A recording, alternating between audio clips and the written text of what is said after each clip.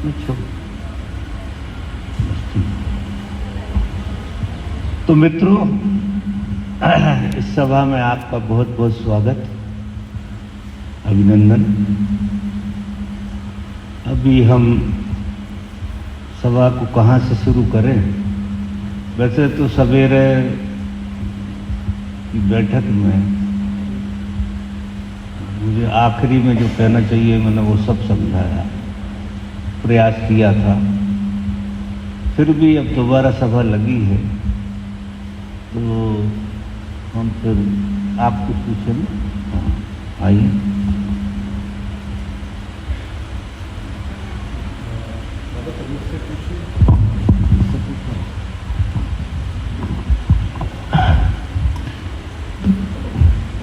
बाबा, मेरा प्रश्न है कि पहले मैं एक्सप्लेन करता हूँ कि मेरी क्या अंडरस्टैंडिंग है।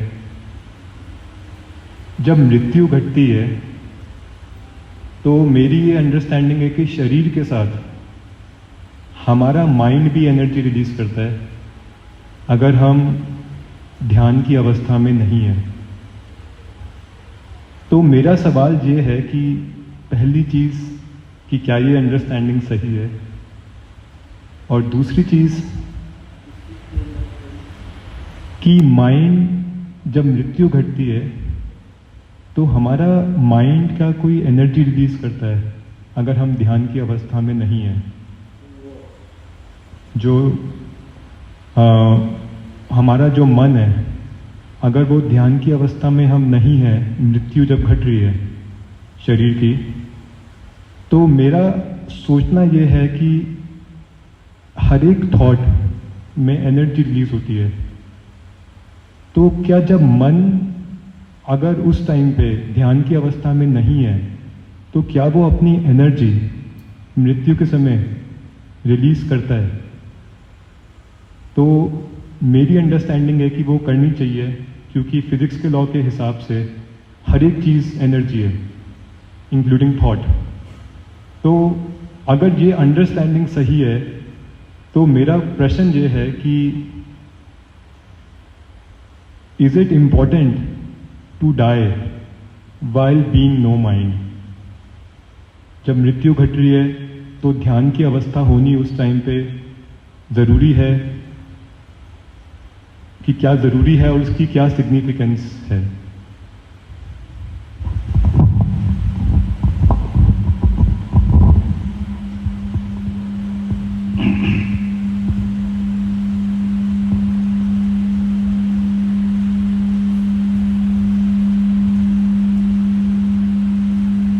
देखिए,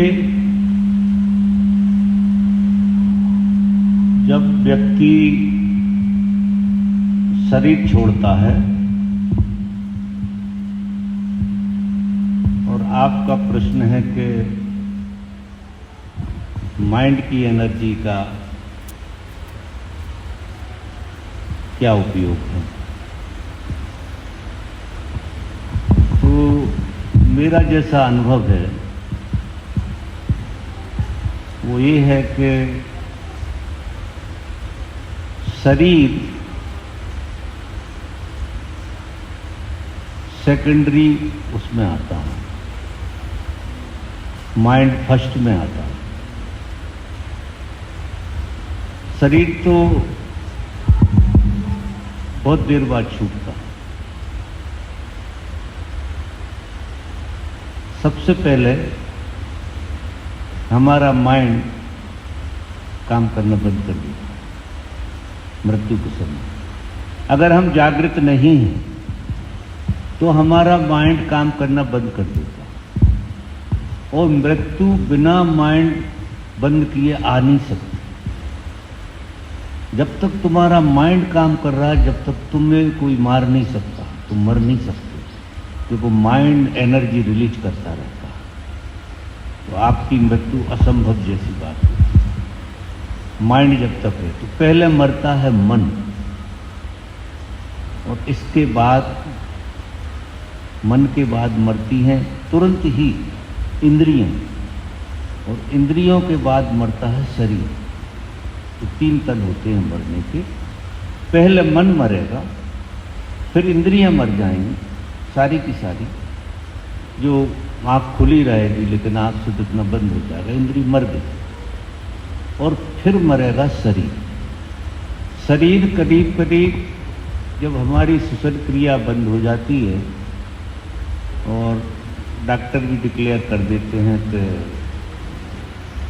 शरीर मर गया, क्योंकि वो तो सांस से ही अंदाज लगाते हैं केवल, लेकिन शरीर कम से कम 3 घंटे मन मरने के बाद, इंद्रियां मरने के बाद 3 घंटे शरीर में प्राण बना रहता है। वो प्राण दूसरे तरह का होता है, जैसे प्राणवायु है वो चली जाती, फिर अपान वायु है, अपान वायु भी चली जाती है, फिर एक तीसरी वायु है जो 3 घंटे में जाकर छूटती है। 3 घंटे लग जाते हैं तब वो मरता है। अगर कोई व्यक्ति ध्यान की अवस्था में मरता है तो वो जागा हुआ, अब उसके साथ अलग चीज घटती है, संसारी के साथ दूसरी चीज घटती है। उसका इंद्री मरती है, शरीर मरता है, लेकिन माइंड नहीं मरता। माइंड, अब उसे माइंड कहो, जीव कहो, जो भी नाम दो, वो मरता नहीं है और अपने सारे संस्कारों को लेकर अगली यात्रा पर चले जाता है। ये इस तरह से होता है जैसे रात में तुम सो जाते हो, तो जब तुम्हारा मन पूरा सो जाता है तो करीब करीब तुम्हारा शरीर मुर्दा हो जाता है। कोई भी उठाएगा करेगा, उसमें जान रहती है, फिर भी मन के कारण जीवंतता का, जीवित होते हुए भी, जैसे कोमा में कोई चला जाता है, कोमा में चला जाता है, तो कोमा में आदमी मरा तो नहीं है, जिंदा है, और शरीर एक्टिविटीज बंद कर देता, क्योंकि कोमा में मन सो जाता है। कभी कभी कोमा से लोग लौट भी आते हैं। तो सो जाना एक अलग बात है, जैसे हम नींद में सो गए। कोमा का मतलब यह है कि हम लंबी नींद में सो गए। 6 महीने की नींद हो सकती है, साल भर की, और ऐसी नींद हो सकती है कि वो वापस लौटे ही नहीं आदमी।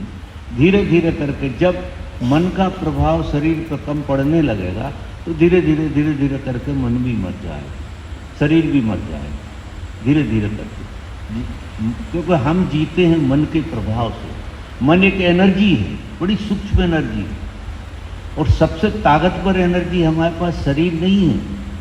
शरीर तो क्या है कि जैसे नदी होती है ना, तो नदी के 2 किनारे हैं और उन किनारों के कारण पानी फैलता नहीं, बीच में बहाव बना रहता। मन, एनर्जी, बुद्धि और आत्मा, ये सब चीजें अगर ऊपर उठाते चले जाओ तो ये ऐसी हैं कि आपका शरीर सिर्फ जो काम कर रहा है, सिर्फ वो 2 किनारे बना के बैठा हो, उस किनारे के बीच में से बहाव चल रहा है, पूरा बहता मन ही है। एनर्जी सारी मन की ही होती है, और मन की एनर्जी बहुत ताकतवर है। शरीर की तो कोई एनर्जी ही नहीं है, शरीर को एनर्जी मिलती ही मन से है। और जब हमारा जन्म होता है तो मन पहले आता है, शरीर बाद में आता है, और जो बाद में आया वो पहले मरेगा। जब हम मरते हैं तो हमारा शरीर मरता है, फिर मन मरता है। तो आप जो प्रश्न पूछ रहे हैं कि मन की एनर्जी ध्यान में काम में नहीं आती, लेकिन मन जागृत रूप से सो जाए। मन 2 तरह से सोता है, एक तो बेहोशी में सोता है, थक के सो जाता है। जैसे आपको बहुत प्रसादपूर्ण स्थिति जब आपकी हो, जागृति की स्थिति हो, उस समय भी करीब करीब आपका मन मर जाता, वो काम करना बंद कर देता। लेकिन एक तो मन सो गया और एक मन विश्राम में चला गया। जैसे हम जीवन को जीते हैं तो विश्राम में जाते हैं, सोए नहीं हैं हम, लेकिन विश्राम में जाके भी हमारा शरीर ताजा हो जाता है अगर ठीक से विश्राम में चले गए। कोई हर आदमी को सोने की जरूरत नहीं है, विश्राम से ही हमारा काम हो जाता है। और एक आदमी सो जाता है, तो जब कोई जागा हुआ मन वाला आदमी शरीर छोड़ रहा होता तो मन विश्राम में चला गया। क्योंकि मन अगर एक्टिव है, किसी भी तरह से एक्टिव है, तो मृत्यु नहीं आ सकती। कोई उपाय नहीं है कि मृत्यु आ जाए। जब तक मन एक्टिव रहेगा तब तक मृत्यु हो नहीं सकती। तो मन का सो जाना, मन का विश्राम में, गहरे विश्राम में जागे हुए आदमी का गहरा विश्राम में जाता है और सोए हुए आदमी का सो जाता है। जब सो जाता है तो उसका कोई असर नहीं होता। फिर शरीर मन की सोई हुई ऊर्जा से संचालित नहीं हो पाता, क्योंकि शरीर अगर आपका स्वस्थ है, उसकी इंद्रियां सारी काम कर रही हैं, तो सोए हुए में भी मन काम करता रहता है। उसकी मौजूदगी जो मन की है वो काम करती रहती है सोए हुए व्यक्ति के ऊपर, जिससे वो जिंदा बना रहता है। अगर मन 100% सो जाए, 100% मन करीब करीब सोता ही, ऐसे मानिए वो सोए जैसी स्थिति उसकी हो जाती है, लेकिन 100% तो नहीं सो सकता। वो कोई ना कोई कोना उसका जागा रहता है, कहीं ना कहीं कोई कोना उसका जागा रहता है। और वो जागे रहने के कारण हम जिंदा बने रहते हैं गहरी से गहरी नींद में। क्योंकि जगा आपको जिला तो मन ही रहा, उस समय भी आपका मन ही जिला रहा आपके लिए। उसमें इंद्रियां आपकी सो जाती हैं, मन आपका सो जाता है, लेकिन पूर्ण विश्राम में, पूर्ण नींद में नहीं जाता। समाधि में या फिर ध्यान की अवस्था में मन पूर्ण रूप से विश्राम में चला जाता है, और मन जिस अवस्था में होता है उस अवस्था में शरीर चला जाता है। मन अगर विश्राम में है तो शरीर विश्राम में तुरंत चला जाएगा। मन अगर नींद में है तो शरीर पूरा नींद में चला जाएगा, क्योंकि वो तो संचालन तो उसका मन के द्वारा होता, सारा का सारा संचालन मन के द्वारा होता। तो जो आदमी ध्यान में रहेगा उस आदमी को, उसके मन से कोई ऊर्जा इधर उधर नहीं जाएगी, अगर वो विश्राम पूर्ण ढंग से है ध्यान में।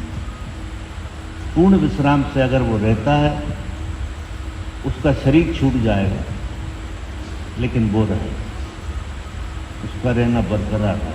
वो 100% मन नहीं, क्योंकि यहाँ क्या है, देखो कोई भी चीज इस जगत में मरती तो है ही नहीं, ऐसे मान के चलो। कोई भी चीज नहीं मरती है, जोड़ टूट जाता है।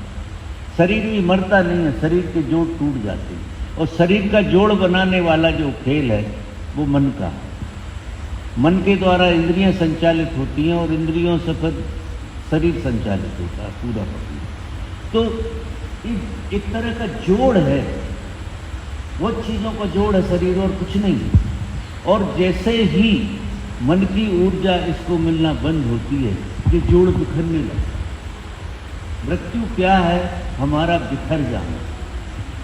माने शरीर के लिए भी हम बिखर जाते हैं, लेकिन मन के लेवल पे हमारी मृत्यु होती नहीं है। मन मर नहीं सकता, विश्राम में जा सकता है या सोता हुआ चला जाएगा, और जब उसकी नींद खुलेगी तो वो नए गर्भ के लिए संचालन शुरू कर देगा और नए गर्भ में प्रवेश हो जाएगा उसका मन का। और सारे संस्कार लेके जाता है मन, जो भी जीवन के संस्कार हैं, ये सारे संस्कार मन के साथ चले जाते हैं और उसी के अनुकूल फिर उनको गर्भ मिल जाता है और आगे की रामायण शुरू हो जाती है। तो ये जन्म और मृत्यु जो है ना, ये दोनों चीज़ें ये पूरी मन पर निर्भर होती, शरीर पर तो बिल्कुल निर्भर नहीं। हाँ, शरीर धारण करता है उसे। अगर शरीर ना हो तो मन किसको शक्ति लगाएगा, किसको जगाएगा, किसको इकट्ठा करेगा? कौन सी चीज़ें इकट्ठी होंगी, सारे तत्व इकट्ठे हो जाते हैं। तो गर्भ में जब मन आता है, पहले मन आता है, और मन आता है तो वो सारी चीज़ों को इकट्ठी करने लगता है, वो उसकी मौजूदगी में ही इकट्ठी होने लगती है और पूरी देह बन जाती है। बिल्कुल नाक की जगह नाक लग जाती, कान की जगह कान लग जाता, आँख की जगह, क्योंकि मन बड़ी बड़ी गजब की चीज़ है हमारी, साधारण चीज़ नहीं। मन को लोग बाग जिस ढंग से देखते हैं वो इतनी बड़ी शक्ति नहीं है, वो महान शक्ति है। और मन ही, मेरा तो ऐसा मानना है, मेरी जो थ्योरी है जो तुझे कहती है कि मन ही बहुत जाग के बुद्धि बनता है, उसका जागा हुआ हिस्सा बुद्धि बनता है और उसका सोया हुआ हिस्सा शरीर बनता है। मन का जो सोया हुआ हिस्सा है वो शरीर बनता है और मन का जागा हुआ हिस्सा जो है बुद्धि बनता है, और बुद्धि का जागा हुआ जो हिस्सा है वो आत्मा बनता है। ये ऐसे होता है जैसे बर्फ़ है, फिर पानी है, फिर भाप है, और भाप के बाद फिर अणु है। चीज़ एक ही है, मन और शरीर दो चीज़ें भी नहीं है, वो एक ही चीज़ है, लेकिन एक हिस्सा उसका जो जागा हुआ है वो छूट जाता है और सोया हुआ हिस्सा जो है वो मिट्टी हो जाता है, इस तरफ चला जाता, और जागा हुआ हिस्सा उस तरफ चला जाता, जो सक्रिय हिस्सा। और 100% मन किसी का कभी भी नहीं सोएगा, कितने ही जन्म लो आप, ये मन आपका आज का नहीं है, आप आज का मत मानना।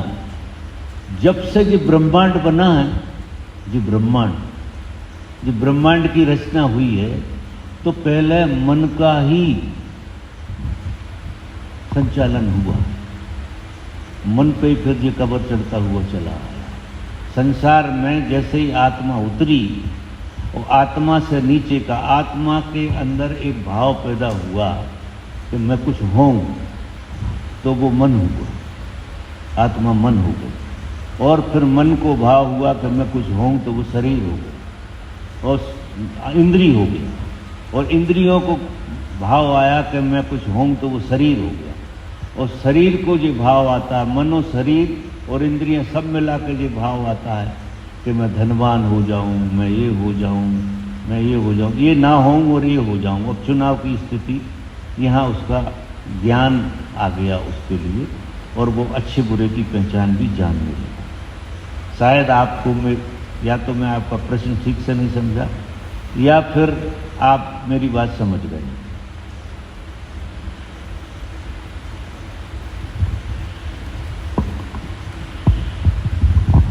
तो बाबा, मैं समझा आपकी थोड़ी बात, और मेरा ये बस पूछना है कि इज़ इट इम्पॉर्टेंट, तो ये क्या ज़रूरी है? मतलब ज़रूरी तो कुछ भी नहीं है, लेकिन ये जब मृत्यु घटती है तो ध्यान की अवस्था होनी चाहिए, क्योंकि जैसे आपने बोला कि हमारा मन जब ब्रह्मांड की जब रचना हुई, मतलब शायद ये मन जो मेरे अंदर हजारों लाखों साल से शायद हो, मैं कभी पत्थर में, प्लांट में, एनिमल में, तो अभी मतलब मुझे तो ऐसा लगता है कि शायद ये मौका मिला है कि कॉन्शियसनेस जानने का, होने का। तो पता नहीं अगले जन्म में ऐसा हो ना हो कि मैं मतलब इस अवेयरनेस में हूँ नहीं हूँ। तो मैं बस ये जानना चाहता हूँ कि ये कितना इम्पोर्टेंट है कि ध्यान की अवस्था में मरना, क्योंकि अगर ध्यान की अवस्था में जैसे आपने कहा कि 100% मन बिल्कुल शांत हो जाता है और खाली कॉन्शियस होते हुए अगर बॉडी छोड़ रही है, तो दैट इज मतलब इज इट, तो क्या वो पूर्ण मोक्ष उसको बोलेगे कि कंप्लीट फ्रीडम, और वो क्या बहुत इंपॉर्टेंट है? क्या है, जब हम व्यक्ति की तरह जीते हैं लाखों बार, तो एक रिपीटेशन है। जैसा मन है, जैसा हमारा शरीर है। क्यों? कारण क्या है कि प्रकृति में जितने भी विकास हैं, जैसे कुत्ता है, कुत्ता दोबारा से कुत्ता नहीं होता, कुत्ता मरेगा तो कुछ और होगा, चूहा मरेगा तो कुछ और होगा। जैसे बिल्ली हो गया, बिल्ली मरेगी तो बिल्ली नहीं होगी। इसलिए जो बड़े मजे में होते हैं कि इनकी लाइफ एक होती है, केवल एक बार ही जन्मते हैं और फिर प्रकृति के हिसाब से ये विकसित होते रहते हैं, एक के ऊपर एक चढ़ता चढ़ता चढ़ता चढ़ता, और फिर आखिरी में शेर, हाथी और दूसरी चीज़ें बन जाती हैं।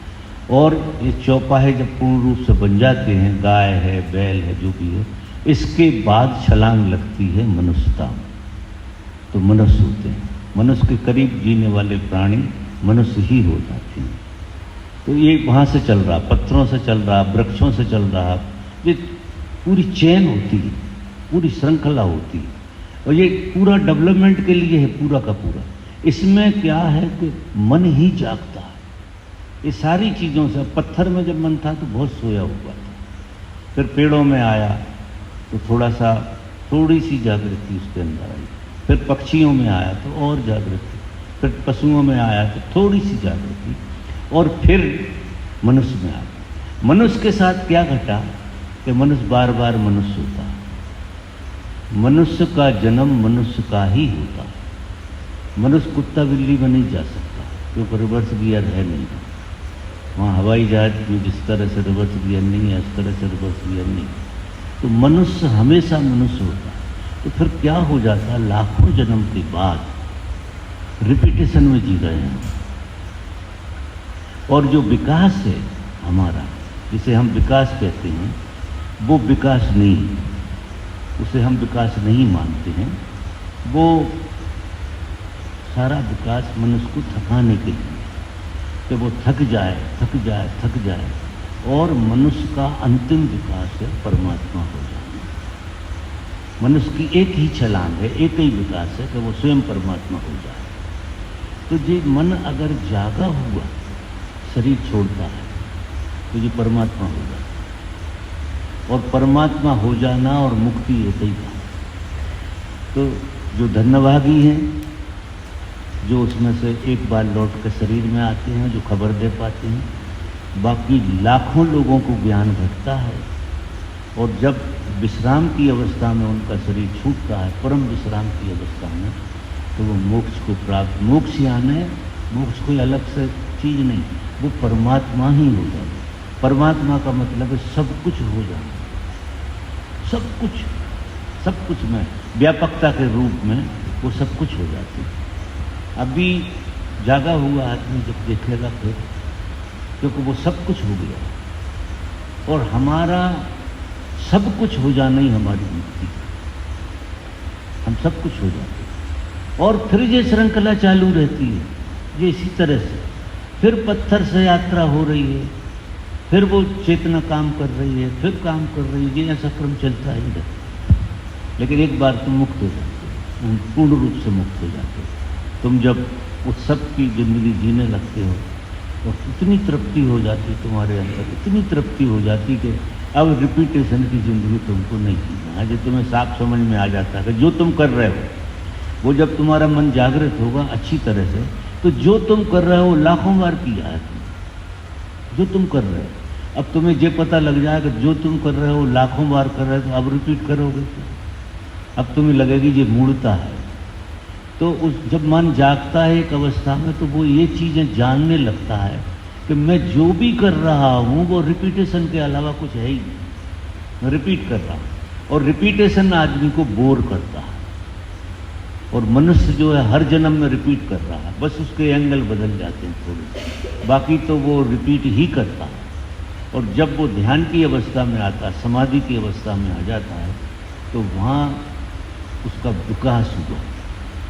ध्यान में हम विकसित होते हैं, हमारा मन विकसित होता है, और इतना विकसित हो जाता है कि विश्राम में जाकर वो परमात्मा हो जाता है। और ये है सब मन का ही खेल, मन का ही खेल मानिए आप। क्योंकि इस जगत में मन और परमात्मा भी दो चीज़ें नहीं हैं।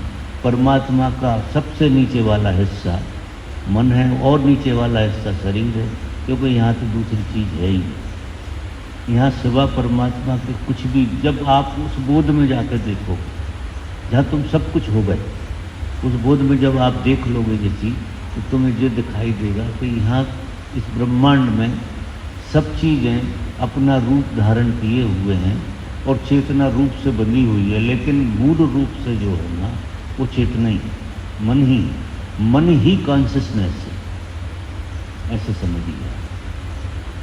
मन ही जब बहुत जागृत हो जाता है तो कॉन्शियसनेस है, और मन ही ज्ञान है, मन ही सब कुछ है। समझ रहे हैं आप?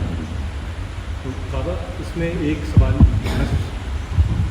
मैं ये समझाऊँ कि मृत्यु के समय फिर ध्यान की अवस्था होना बहुत ज़रूरी है। तो बाबा मौत तो कभी भी आ सकती है, गाड़ी चलते हुए, तो मतलब उसके लिए कैसे मैं प्रैक्टिस करूं अपनी, कि मौत तो कभी भी घट सकती है। तो उसका मतलब है कि मेरी प्रैक्टिस इतनी गहरी होनी चाहिए कि जैसे ही मौत अगर घटे विद इन सेकेंड्स मैं नो माइंड हो सकूं, और वो ज़रूरी है, अदरवाइज फिर मैं दोबारा से जन्म लूँगा। जो आप साधना करेंगे तो परिपक्व हो जाएंगे। फिर एक्सीडेंट में भी अगर आप जाते हैं, कभी भी जाते हैं, क्योंकि इसमें क्या होता है कि साधक जब गहरी साधना करता है तो उसे एक चीज का पक्का पता होता है कि मृत्यु अनिवार्य तथ्य है, मृत्यु होना और किसी भी क्षण हो सकती है। तो इस क्षण में मैं जागा रहा हूँ, क्योंकि इस क्षण में हो सकती, इसी क्षण में हो सकती है। तो मैं इस क्षण को इतना भरपूर जीऊँ, इस क्षण को ऐसे जीऊँ कि मेरा फर्स्ट एंड लास्ट। अब ऐसा व्यक्ति जिसे समझ जग जाती है वो हर घटना को फर्स्ट एंड लास्ट देखता है, रिपीटेशन की तरह नहीं देखता कि ये मेरा कृत्य जो है पहली बार है और आखिरी बार। अब कोई कृत्य आपका पहली बार और आखिरी बार होगा तो आप में कितनी जागृति होगी, क्योंकि दोबारा होने को कुछ है नहीं, तो भविष्य नहीं है, और पहली बार हुआ है तो अतीत नहीं है आपका, फिर तो आपका वर्तमान है। तो हम इस तरह की कला सीखते हैं जीने की, कि हम हियर एंड नाउ, इसी मोमेंट में, और इसी मोमेंट में जो जीने लगते हैं लोग, वो मृत्यु के टाइम में जागे हुए जाते हैं। जब मृत्यु आती है, असली में क्या होता है, मृत्यु जैसी चीज कोई है नहीं। मृत्यु से बड़ा भ्रम इस दुनिया में कुछ है नहीं। किसकी मृत्यु होती है? मन की होती नहीं है मृत्यु, आत्मा की मृत्यु होती नहीं है, और शरीर की भी मृत्यु नहीं होती। सिर्फ शरीर का क्या हुआ, बिखर गया। जैसे बैलगाड़ी है, अब बैलगाड़ी के सब पुर्जे अलग कर दो रेलगाड़ी के आप, तो रेलगाड़ी के सब पुर्जे टूट टूट कर गिर गए, इधर उधर हो गए, तो रेलगाड़ी काम करना बंद कर दी, तो हम भंगार फेंक देंगे। ऐसे ही ये रेलगाड़ी है, ये काम करना बंद कर देती है और चेतना का संचालन इस पर रह नहीं जाता है, तो ये काम करना बंद कर देगी। ये इसके अंदर हजारों तरह के कीटाणु एकदम अटैक कर देंगे और इसको खा जाएंगे, निपटा देंगे। 3 दिन रख दो तो करोड़ों जीव पैदा हो जाएंगे इसके अंदर, और वे करोड़ों जीव इसके लिए खा लेते हैं। मिट जाता है ये, मिटने के लिए ये मिटा ही हुआ है, लेकिन हमें चेतना के प्रभाव में ये बहुत जीवंत और बहुत मधुर लग रहा है, ये चेतना के प्रभाव में। लेकिन ये सारे अनुभव जब ही आ सकते हैं जब आपने अपने मन को इतना खोल के अनुभव कर लिया हो, इतना खोल के अनुभव कर लिया हो कि आप जो जी रहे हैं वो लाखों बार का जिया हुआ है। तो अब कोई भी चीज़ को मुझे जीना है तो ऐसे जीना जैसे मैं आज यहाँ और अभी, मेरी हर सांस ऐसी जाना चाहिए जो मेरे बोध में होना चाहिए। अगर आपकी हर सांस, क्योंकि सांस जो है ना वो तो वर्तमान में जाएगी, उसका ना अतीत है ना भविष्य। सांस आपकी जो ले रहे हैं आप, वो वर्तमान में ही ले सकते हैं। इसलिए विपश्यना का बहुत बड़ा प्रयोग होता है, क्योंकि सांस ही एक ऐसी चीज़ है तुम्हारी जो वर्तमान में रहती है, हमेशा वर्तमान में रहती है। उसका ना कोई अतीत है और ना उसे कहीं जाना है, ना कोई यात्रा है। शरीर की तो यात्रा भी है, लेकिन सांस की तो कोई यात्रा नहीं होती। सांस तो आती है और जाती है। तो हम अब सांस के प्रति इतने जागृत हो जाएं, इतने जागृत हो जाए, सांस हो गई बहाना, क्योंकि हमने मन को एक जगह पर लगा दिया। और मन को अगर किसी ने एक जगह पर लगा दिया बिना बदलाहट, क्योंकि मन जो है जिंदा रहता है बदलाहट से। जितनी बदलाहट होती उतना मन ताकतवर बना रहता है और जिंदा बना रहता है। और जितना मन को ठहराओगे आप उतना मन जागने लगेगा। तो जागने से वो उस तरह की शक्ति उसमें नहीं रहती, लेकिन जीवंतता बहुत आने लगती है। विश्राम जितने ज़्यादा आप ठहराओगे उतना ज़्यादा विश्राम में जाने लगेगा, और विश्राम आपको इतना प्रिय लगने लगेगा कि सब चीज़ें एक तरफ, और घंटों आप विश्राम में बैठे रह सकते हो, घंटों। तो धीरे धीरे करते करते करते करते आपकी जो आदत पड़ी थी तनाव में जीने की, वो विश्राम में जीने वाली बात में कन्वर्ट हो जाएगी। आप विश्राम में चले जाएंगे, और जब आपका शरीर छूटेगा तो आप परम विश्राम में होंगे।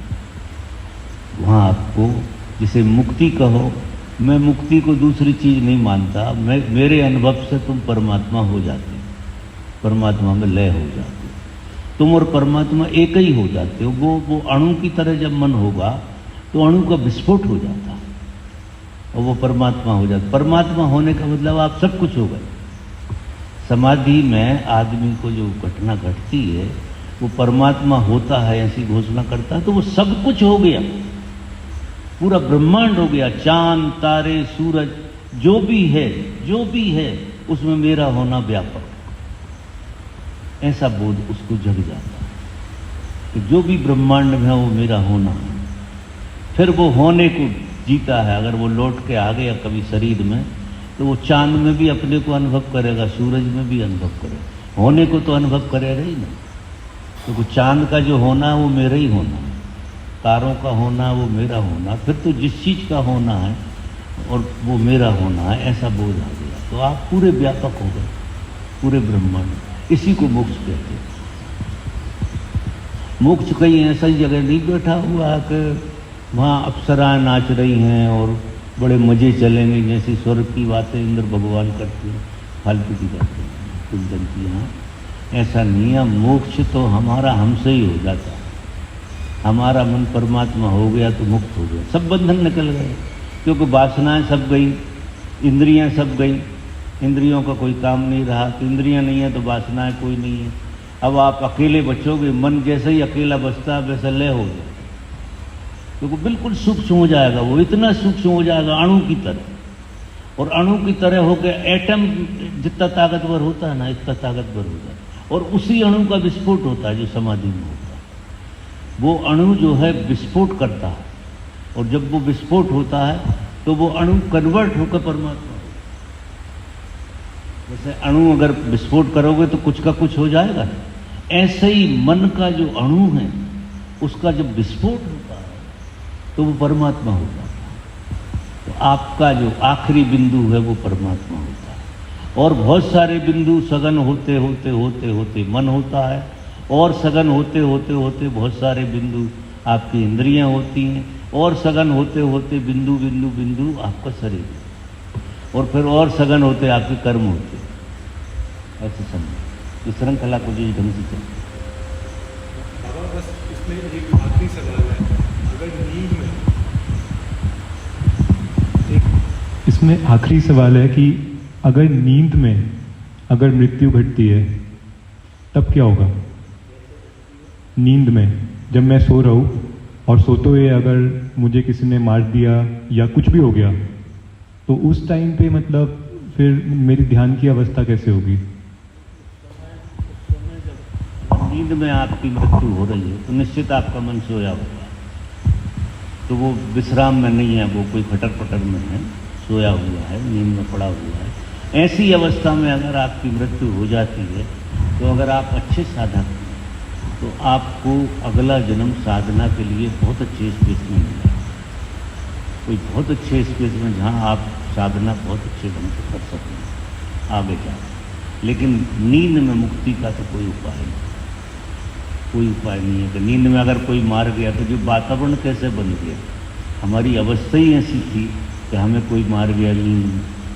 नहीं, जागृति में कोई मार नहीं सकता है, क्योंकि वो चेतना जो है सब तरफ काम करती है। जागी हुई चेतना इतनी बड़ी सुरक्षा ला के खड़ा करती है जिसका कोई हिसाब नहीं। आप जितनी चेतना जागेगी, जे जो नींद का डर, मौत का डर, कोई मार डालेगा, ये डर, ये सब सोए हुए मन की ही कहानियाँ हैं। मन जैसा जैसा जागेगा ये ख्याल ही नहीं आएगा कि कोई मुझे मार डालेगा। ये ख्याल बिल्कुल नहीं है। जागे हुए मन में नहीं आता ये ख्याल, क्योंकि जागा हुआ मन संदेह नहीं करता, सोया हुआ मन संदेह से भरा हुआ है। उसे संदेह होता है कि मैं मर ना जाऊं, मुझे कोई मार ना डाले। ये सारी चीज़ें सोई हुई मन की कहानी।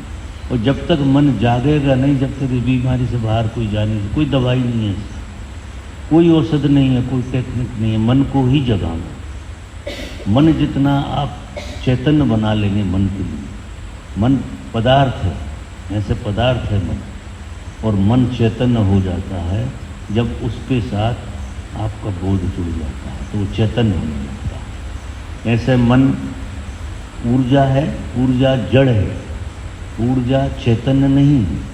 सूर्य जो है ना जड़ है, इतना प्रकाश फैलाता है, हम सब लोग, पूरी प्रकृति जड़ है, चैतन्य नहीं है। पूरी प्रकृति में कोई चैतन्यता नहीं, सब जड़ है। ये जितने चांद तारे सूरज, आप देखो, आप अपने को जब अनुभव करोगे तो आप चांद से अच्छे, सूरज से अच्छे, तारों से अच्छे, हर चीज़ से श्रेष्ठ होगा, क्योंकि आप में जागने की संभावना है, मन हो आप। सूर्य को पूछो कि तुम सूर्य हो, तो सूर्य नहीं बता पाए। पेड़ से पूछो कि तुम पेड़ हो, जो तो हम कहते हैं, उससे पूछो कि तुम पेड़ हो। पत्थर से पूछो तुम पत्थर हो, तो वो नहीं बता पाएगा। लेकिन मनुष्य से पूछो कि तुम मनुष्य हो, तो तुरंत हाँ बोलेगा कि हाँ हम मनुष्य हैं, वो रिस्पॉन्स देगा, क्योंकि तुम चैतन्य हो। और जो तुम्हारे पास इतना बड़ा खजाना है, तुम समझो इस बात, सबसे बड़ा खजाना, तुम इतने अमीर हो जिसका कोई हिसाब नहीं, क्योंकि तुम में चैतन्यता है, और चैतन्य होने की पूरी संभावना। एक हिस्सा तो चैतन्य है ही, और बाकी हिस्से में चैतन्य होने की संभावना भी पूरी बनी है। तो आपको वर्तमान में जीने की कला सीखना पड़ेगी। अगर इन भय से बाहर जाना है, तो आप चैतन्य को इतना जगा लो, इतना जगा लो कि वो इस तरह का विचार तुम्हारे अंदर घुस ही ना पाए, विचार ही नहीं घुस पाए। क्योंकि विचार मन की अवस्था से हम पकड़ते हैं। जिस तरह की हमारी मन की अवस्था होती, विचार तो बाहर घूम रहे हैं चारों पर, हजारों लाखों विचार, कोई अपने नहीं होते हैं। विचार तो पूरा दुनिया विचारों से भरी हुई है, लेकिन हमारी जो मन की स्थिति होगी वैसे विचार रिसीव करेंगे। तो सारे लोग डरे हुए हैं, उनके साथ तुम्हारा उठना है, बैठना है, बेहोशी में गप्पे लगाना, तो फिर उनका प्रभाव आपको पड़ेगा और ऐसे विचार आपको आएंगे। और जब आप जागृति में जीते हैं, किसी के साथ भी व्यवहार जागृति का करते हैं, तो फिर आपको जो प्रभाव पड़ेगा वो जागृत चेतनाओं का पड़ेगा, ये हम जैसे लोगों का पड़ेगा, और तुम्हारे मन को फिर और जगाने का आपको वो मिल जाएगा, मौका मिल जाएगा, मन आपका जागेगा। क्या बाबा, नींद में समाधि जैसे नहीं हो सकता? नींद में हम पृथ्वी से जुड़े होते हैं, नीचे के तल पे जुड़े होते हैं, हमारा मुंह नीचे की तरफ होता है, हमारा शरीर ग्रेविटी से इतना भरा होता है, इतना भरा होता है कि हम नींद में जाग नहीं सकते। और धर्म में ऐसा होता है, जब चेतना जागती है तो तुम्हें प्रकृति भी ग्रेविटी छोड़ देती है। जितना मन जागेगा उतनी ग्रेविटेशन के आप बाहर हो जाए। माना तुम्हारे शरीर में जैसे वजन ही नहीं है, तुम्हें ऐसा लगेगा मन के जागने की अवस्था। और आप सोते हुए भी अगर मन के विश्राम में जी रहे हैं, तो आप छलांग लगा जाए, एकदम उठ जाएंगे, उसमें से बाहर चले जाएंगे, एकदम जंप लग जाएगा, तो छूट जाएगा शरीर। और नींद में अगर इस तरह से होता तो हम सिकुड़ और जाते। आपने देखा होगा भय में हम सिकुड़ जाते हैं, प्रेम में ऐसा ही घटेगा। नींद में डर आ जाएगा मृत्यु, और आप सिकुड़ जाए, तो ग्रेविटी तुम्हें गिरफ्त में ले लेगी, फिर प्रकृति के खेल में दोबारा से जाओ। ये बहुत रहस्यमय है। मैं मतलब जो कहना चाहता हूँ वो कह नहीं पा रहा, मेरे अनुभव हैं, मैंने जिया है, लेकिन जो कहना चाहिए क्योंकि दूसरे से कहना बहुत मुश्किल है। तो तुम जिस धरातल पे जी रहे हो, उस धरातल पे लाना उस बात के लिए बहुत मुश्किल काम है। असंभव प्रयास कर रहा हूँ आपके साथ, लेकिन चूंकि तुम पूछ रहे हो तो जितना मेरे से बन सक रहा हो ठीक है। ठीक